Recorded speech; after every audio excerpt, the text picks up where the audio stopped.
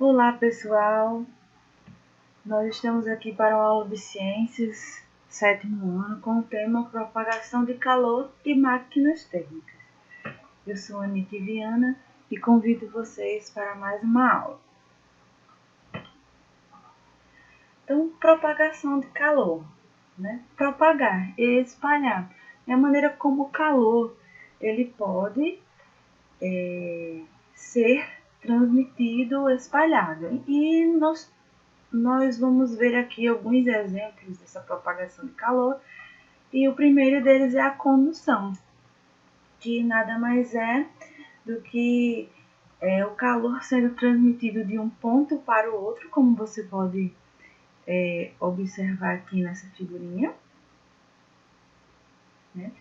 As partículas vão sendo aquecidas, e mais aquecidas, e mais aquecidas, e esse calor vai sendo transmitido, né, de um ponto a outro ponto. Como você pode ver aqui, a molécula ela começa né, agitando-se, né, aí ficando cada vez mais com um comportamento, né, diferente. Esse calor vai sendo passado de um ponto e transmitido de um ponto a outro. Outro exemplo é a convecção, né, que é a movimentação contínua, cíclica das moléculas, que pode acontecer aí com líquidos ou gases, certo? Então, a água que está embaixo, na superfície aqui sendo aquecida, não é? Aqui embaixo, ela vai se deslocar para cima, trocando de lugar com uma água fria que está em cima e que vai vir para baixo. Né? E aí o ciclo se repete.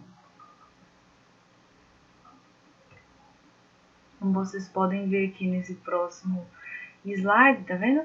A água quente está embaixo e ela sobe e a água fria que está em cima desce, como eu falei para vocês anteriormente. Também acontece um fenômeno que a gente viu, que é muito conhecido da nossa turminha, a brisa marítima e a brisa terrestre, né? Aqui tem um comparativo, né, de dia e noite. Então, durante o dia, o ar quente sobe e é substituído pelo ar frio, perdão, né? E aí, durante a noite, esse movimento fica ao contrário. Então, aqui nesse próximo slide, a gente pode perceber, né? Aqui o ar quente subindo e o ar frio descendo.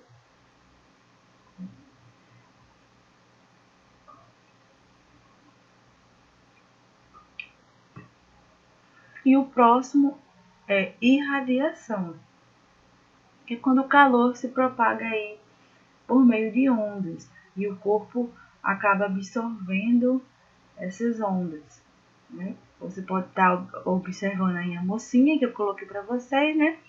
E ela acaba sendo, o corpo dela acaba sendo aquecido aos poucos, assim como o marshmallow também, né?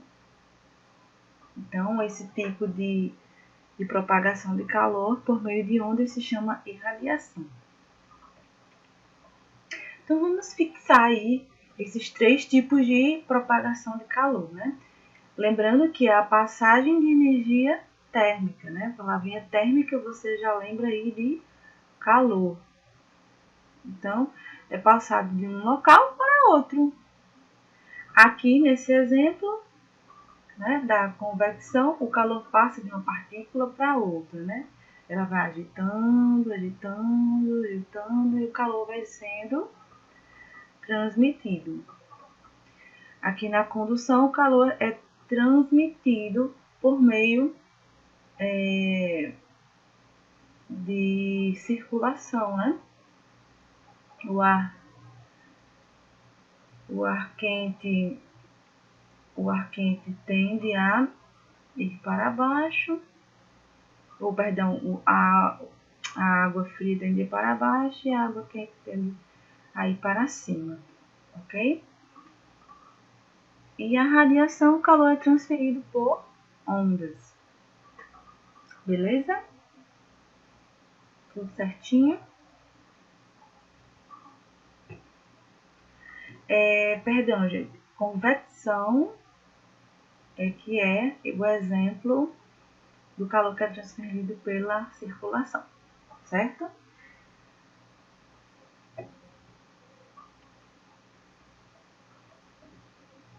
Outro tema que eu gostaria de comentar com vocês, muito simples, é máquinas térmicas. Então,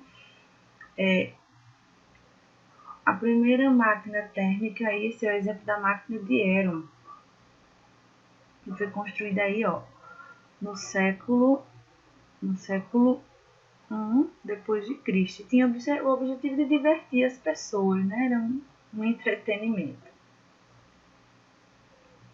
Ela era formada por um recipiente fechado, com duas saídas, onde o vapor era liberado. E quando aquecia, né, a pressão fazia com que o braço se movimentasse, fazendo aí, naquela época, né, isso servia de atração para as pessoas. Então, esse projeto inicial aí foi aperfeiçoado, né, com o tempo. E aí ele passou a ter uma função para servir como bomba de água. Só que na época tinha um empecilho, porque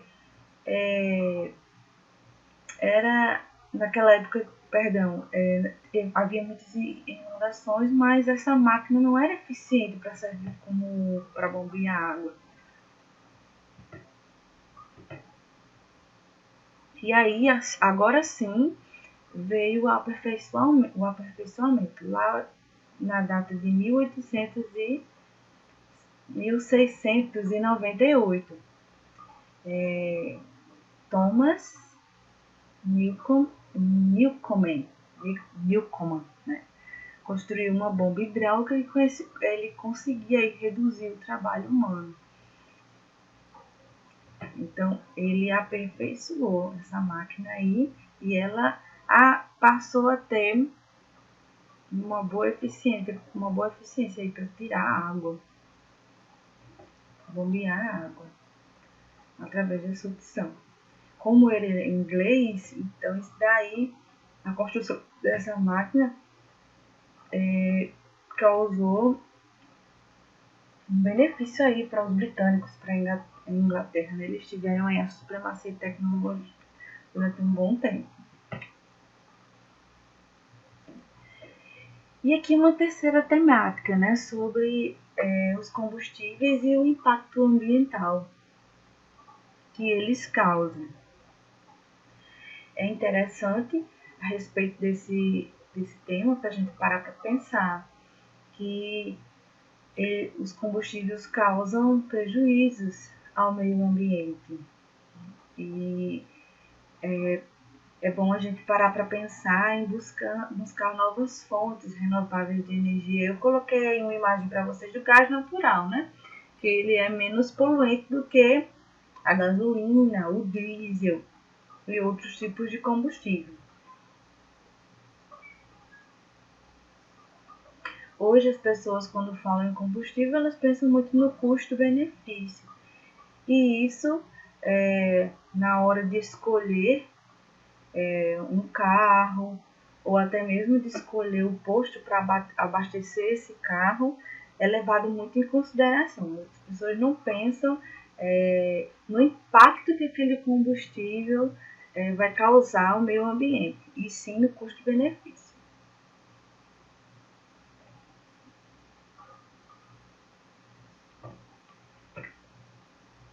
É preciso conhecer as opções disponíveis no mercado para eleger aquela que melhor cabe na rotina, levando também em consideração não apenas o custo, como eu tinha falado para vocês. A gente tem que parar para pensar não apenas no custo, não apenas naquilo que vai suavizar o seu bolso, mas de que forma essa escolha do combustível vai afetar o meio ambiente.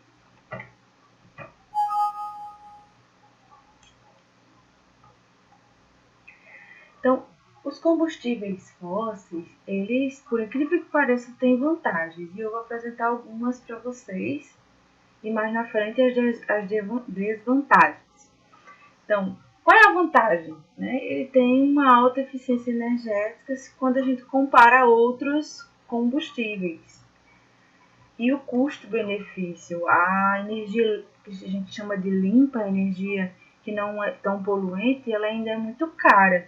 E por isso a procura do combustível fóssil ainda é muito grande.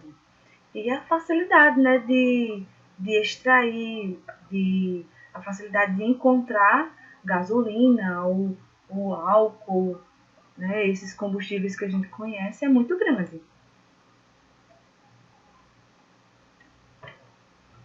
E as desvantagens, São muitas, mas eu coloquei apenas 3. Então, quanto mais reduzido a disponibilidade desse combustível, mais caro ele fica. A gente já viu isso inúmeras vezes no repórter, Com a greve dos caminhoneiros e em outros momentos aí que a nossa sociedade tem enfrentado, e que qualquer crise faz com que o combustível vá lá para cima, O preço aumente.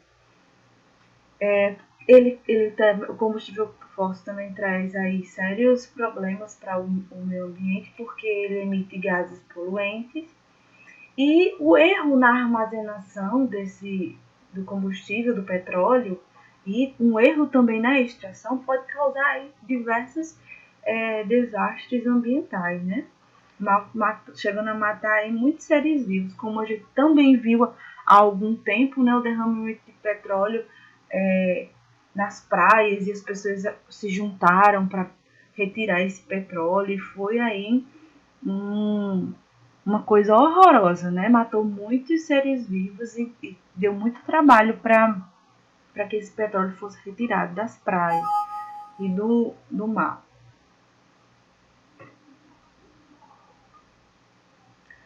E por consequência dos poluentes, dos combustíveis fósseis, aí a gente vem em algumas temáticas que já discutimos anteriormente. Uma delas é o efeito estufa, em que muitas pessoas confundem como algo ruim, mas a gente sabe, sétimo ano, que o efeito estufa é um fenômeno natural,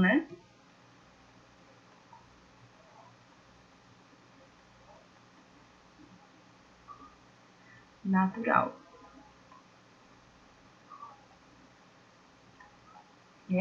E ele é imprescindível para a existência da vida, para a existência na vida, para a existência de vida na Terra, porque sem ele, nós estaríamos numa era glacial, gelada. Então esse fenômeno serve para manter o equilíbrio entre a quantidade de energia recebida pelo Sol e a quantidade que a superfície terrestre recebe.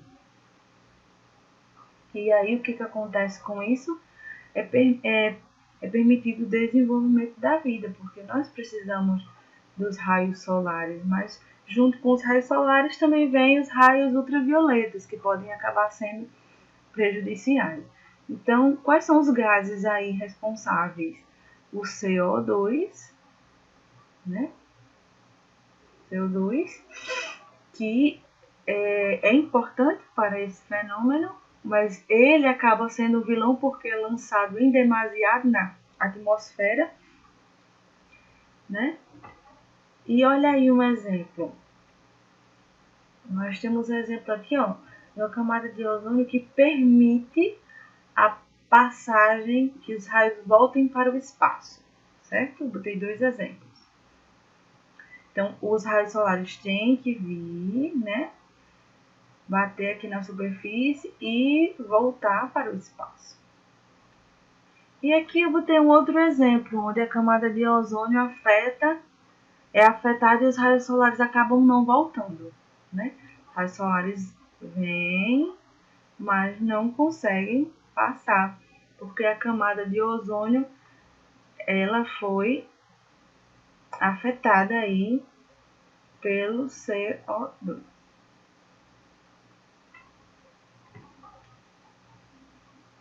Né? E aí, mais um tópico, né? O bloqueio da radiação. O que isso faz? O que isso promove na Terra, né? Faz com que o calor permaneça aprisionado e causando sérios prejuízos. A gente vai ver alguns prejuízos mais à frente, né? Desse bloqueio da radiação. E se não tivesse o efeito estufa? Como falei para vocês anteriormente, a Terra se tornaria muito fria, sem condições para a existência de vida humana como conhecemos. Perdão, gente, eu dei uma erradinha aqui nesse de azul. Cadê aqui? A Terra se tornaria, tá? Tornaria. Beleza? As consequências, né? O aquecimento excessivo do nosso planeta causando um cenário muito perigoso. E derretimento do gelo das calotas polares, aí é uma das consequências aí desse calor preso aqui, né? A desertificação em algumas regiões, né? Entre outros problemas. Bem, pessoal, esse foi o capítulo 2, né? Com essas temáticas. A gente falou um pouquinho, né, sobre as máquinas térmicas, um pouquinho sobre os combustíveis fósseis e sobre alguns eventos como o efeito estufa, que a gente já tinha visto antes, né? E aí sobre a propagação de calor, que acontece de 3 formas. E espero que vocês tenham entendido o conteúdo. Qualquer dúvida pode procurar a professora, certo? Até a próxima. Um montão de beijinhos para vocês. E tchau, tchau!